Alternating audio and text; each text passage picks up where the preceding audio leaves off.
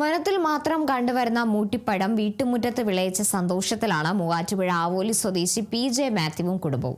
ഔഷധ ഗുണങ്ങളും വ്യത്യസ്ത രുചിയും കൊണ്ട് ശ്രദ്ധേയമായ മൂട്ടിപ്പഴം കാണാൻ നിരവധി ആളുകളാണ് ദിവസവും ഇവിടെ എത്തുന്നത്.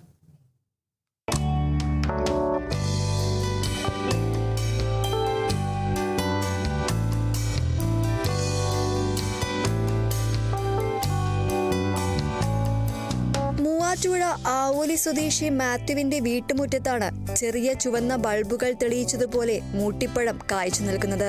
മണ്ണിന് തൊട്ടുമുകളിൽ തുടങ്ങി മരത്തിന്റെ തടിയിലും പ്രധാന ശിഖരങ്ങളിലും വരെ കുലകുലയായാണ് പഴങ്ങൾ നിറഞ്ഞു നിൽക്കുന്നത്.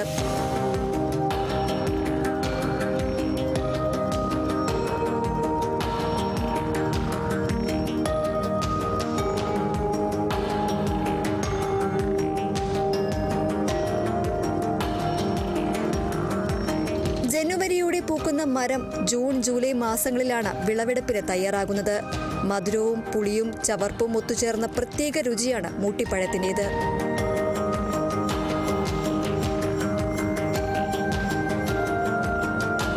വണ്ണപ്പുറം മേടിരിങ്ങാട് വനത്തിൽ നിന്ന് കൊണ്ടുവന്ന സാധനമാണ്. ആദ്യമായി ഞങ്ങൾ കൊണ്ടുവന്ന് വെച്ചിട്ട് ഞങ്ങൾ അങ്ങനെ ആദ്യം കാശില്ല അവനകത്ത്.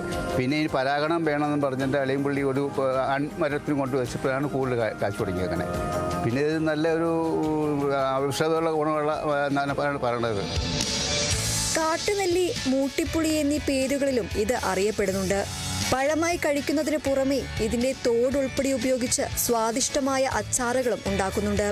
വൈൻ, ജ്യൂസ് നിർമ്മാണത്തിനും മൂട്ടിപ്പഴം ഏറെ അനുയോജ്യമാണ്. ഒരു ബന്ധുവീട്ടിൽ നിന്നാണ് മൂട്ടിപ്പഴത്തിന്റെ തൈ കൊണ്ടുവന്നതെന്ന് മാത്യുവിന്റെ ഭാര്യ ഡോളി പറഞ്ഞു. ഈ വർഷമാണ് ഇത്രയും കൂടുതലായിട്ട് നിറച്ചുണ്ടായത്. അപ്പോൾ ഇപ്പോൾ ഒത്തിരി ആൾക്കാർ വരുന്നുണ്ട് കാണാനായിട്ട്. ഇതിങ്ങനെ ഒരു പഴം ആരും തന്നെ കണ്ടിട്ടില്ല എന്ന് പറഞ്ഞ് കാട്ടിലുള്ള സാധനമാണിത്. പ്രത്യേകം വളമൊന്നും ചെയ്യണില്ല. നമ്മൾ സാധാരണ ഇതുണ്ട്. പിന്നെ നല്ല വെയിലായോണ്ട് നനച്ചു കൊടുക്കണ്ടായിരുന്നു.